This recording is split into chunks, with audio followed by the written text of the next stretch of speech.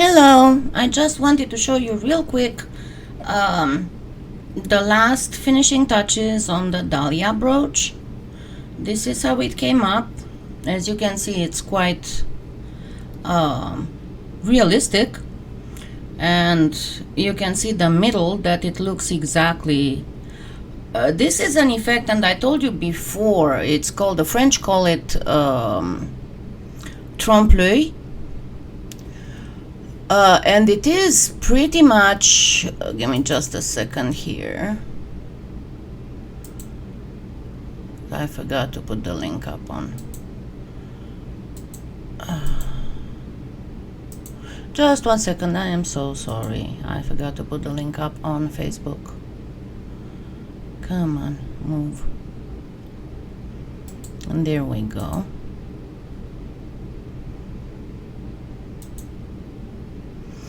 Okay, so hey Judy.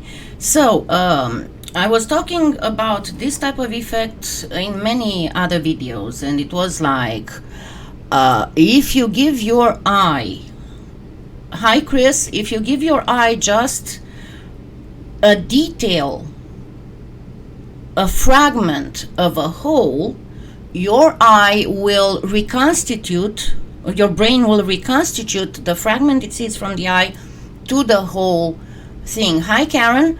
So with this, just by simply using that little cuticle cutter, and it's definitely not tiny petal over tiny petal over tiny petal to create this exact, hold on, I did not, it's still on automatic focusing. Give me just a second. Okay, there we go. I left the camera on auto-focusing, and it doesn't do such a good. So even if, remember that it was just that cuticle cutter, nevertheless, it looks like if you had several dozens of petals all together in here. Just like you worked for an hour just to make all these tiny petals, you know. So you can see how that little a chalk pastel I added here, and the little chalk pastel I added here before getting it to in the oven, and here I made the mistake and I added too much. Nevertheless, it gives the flower extra realism. And once again, it's not very difficult. And even if you're just a beginner, you can still try and do it.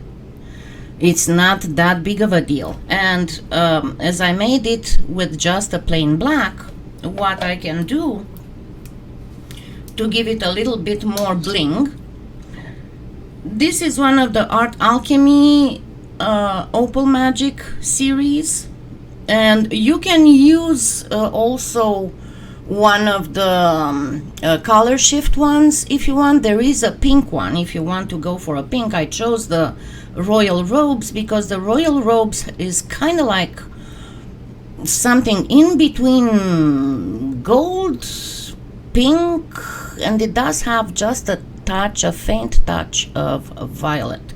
So I think that it would be the best thing to use here. And I think I've shown you before, I find that to apply waxes on very small, awesome, very small areas that are in there, you can use one of these silicone tipped tools because they are easy to clean after, and they are very easy to work with the wax. So what I'm going to do, I'm going to take a little bit of this because I want to push the wax, and see that little pink that I put here doesn't really do it. It works just fine, the area where I placed the flower itself. I did mess up a little bit on this petal, but it still looks very good and very realistic. And if you're asking me, it's still, you can see it does have a very mild pearlescence and a very mild transparency, but it is quite sturdy. It's not going to break. If it perchance gets caught in something, you can bake it for, if you want, for like an hour or even an hour and a half to make it even sturdier. And once again, to make it sturdier, you can always, as soon as the oven dings, grab some mittens and dunk it in ice water, because that's going to make it even more resilient. And you can already see, I'm trying to show you the effect of this wax. And remember, these waxes look different depending on the background they are on.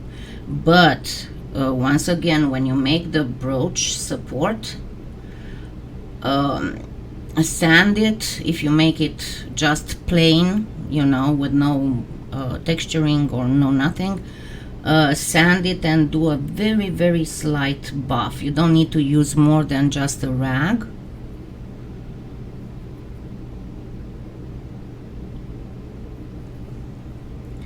And that way, when you apply the wax on it, and I'm going to just use it, the silicone tool only on the insides, and once I get towards the outside, I'm going to simply use my finger. But this silicone tool, as I said, it's one of the best things to use. Hi Anna, hi Martina, hi Gail. Sorry, I had my eyes here on the what I'm doing, and I didn't look at the chat for a little bit. Okay, so I'm going to stop for the moment with the silicone tipped tool and just clean it. And there we go. And then I'm going to continue just using my finger.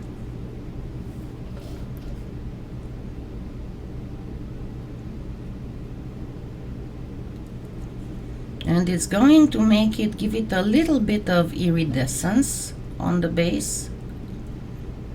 Not to the point that it would be too shiny to take the eye away from the flower, but shiny enough to make it look even more delicate and professional. And of course you can place some on the back. I did do texture, a little bit of texture on the back.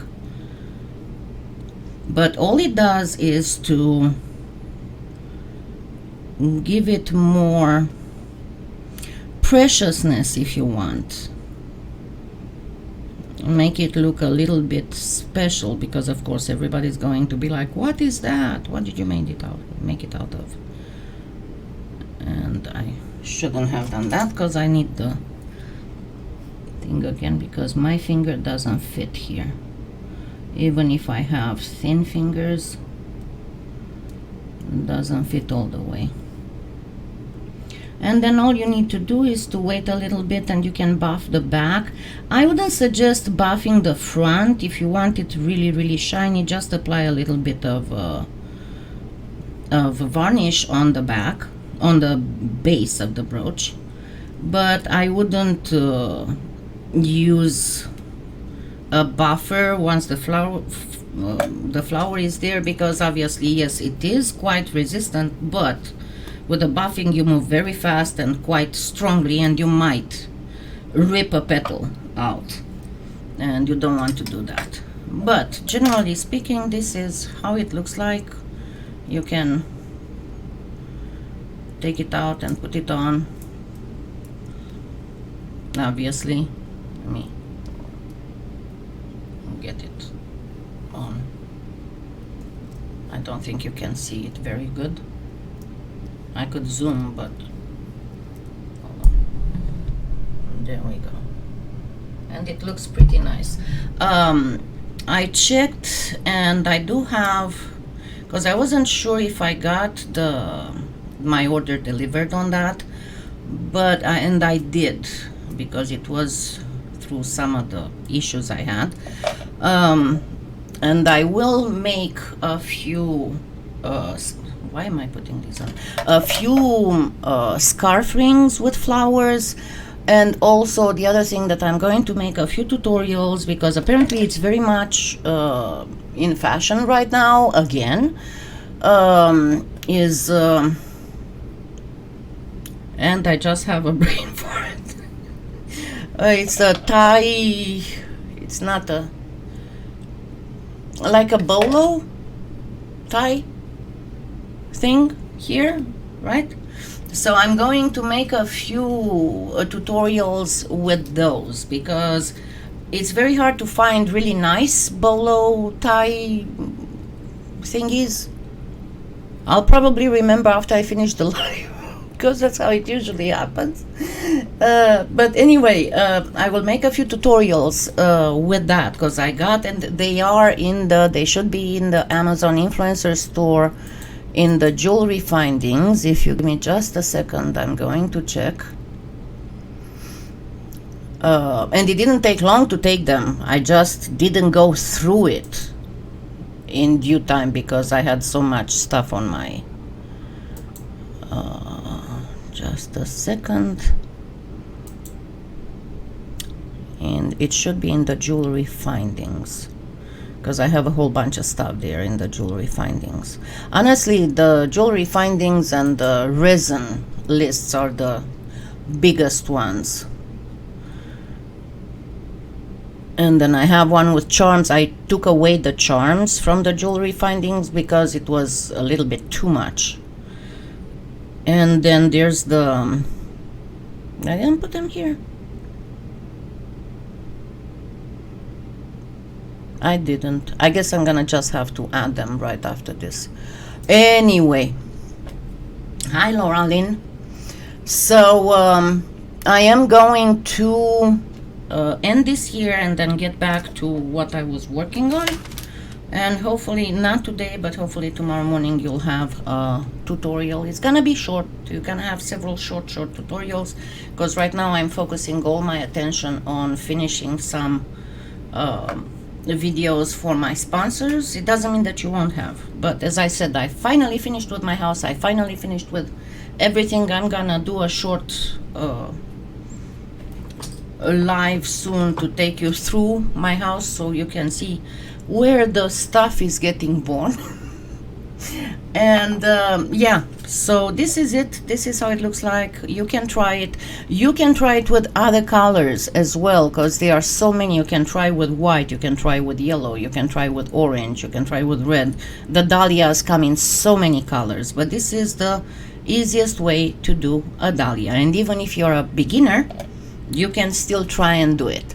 So don't forget to give me the thumbs up, and if you just discovered my channel, subscribe and click that little bell so you'll be notified when I come live. And